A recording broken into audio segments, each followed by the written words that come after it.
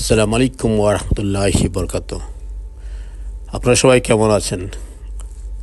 জানি আপনারা সবাই ভালো আছেন এবং ভালো থাকবেন এই দোয়াই করি। আমি আছি ভালো, আপনাদের দোয়া আলহামদুলিল্লাহ। তারপর চলে আসলাম সেই লন্ডন ব্রিজে, যেখানে আসার কথা ছিল এবং আপনাদেরকে বিস্তারিত দেখানোর কথা ছিল, সেখানেই এখনও আছি। এখানে আরও বেশ কিছুক্ষণ থাকবো। আশপাশ যা কিছু আছে যতটুকু পারি আমি আপনাদেরকে দেখানোর জন্য চেষ্টা করব। আর এখানে প্রত্যেকটি জায়গাতেই আপনার এখানে রাইটিং করা আছে। ইংলিশ যারা না জানে, তারা বিভিন্ন দেশের ইংলিশ যারা চলে না, মনে করেন কোরিয়া আছে চলে না, জাপান আছে চলে না, ঠিক এই ধরনের ল্যাঙ্গুয়েজগুলো, চীনা আছে চলে না, এই সমস্ত ল্যাঙ্গুয়েজগুলো এখানে লেখা আছে। প্লাস আমাদের বেঙ্গলি ল্যাঙ্গুয়েজও লেখা আছে, হিস্ট্রিটা লেখা আছে এখানে কী আছে।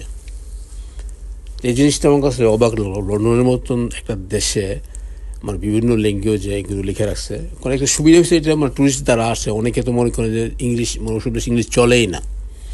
যেমন মনে করেন মিডল ইস্টে যারা আরবের কান্ট্রিতে ইংলিশ চলে না, ওরা ইংলিশ কি কিছু বুঝো না। তো ইদানিং এখন অনেকেই অনেক কিছু জানে, লেখাপড়া করতেছে, শিখতেছে, দেশের বাইরে যাচ্ছে, দেশেও এখন সিস্টেম করা মানে করে রেখেছে যেখানে তারা ইংলিশে শিখতে পারে।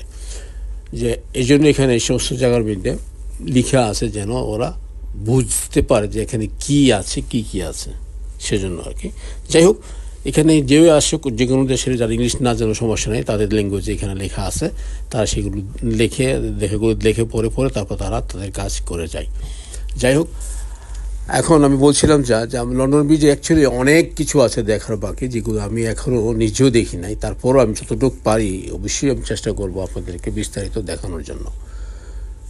মানে এক পাশ দিয়ে চলে আসলাম মোদির, আজকে চলে আসলাম দিনের বেলা, এই পাশটা পুরোটা আমি দেখানোর চেষ্টা করব। তারপর আমি আবার ব্রিজে উঠে যাব, ব্রিজে দেখাবো ব্রিজটা কেমন, দিনের বেলা কেমন দেখা যায়। আমি এখনই কিছুক্ষণ আমি যাবো এই জায়গায় শেষ করে নিই, তারপর আমি আপনাদেরকে বিস্তারিত দেখাবো আর কি। তো এইখানে হিস্ট্রি লেখা আছে, মানে বিস্তারিত হিস্ট্রিগুলো পড়ে সবাই এখানে সেখানে যায় আর কি, ঘুরতে যায়, কোথায় কী আছে সব কিছু দেখে আর কি। সবাই ভালো থাকবেন, সুস্থ থাকবেন। চলে আসবো আরও একটি পর্ব নিয়ে আপনাদের সামনে। আল্লাহ হাফেজ।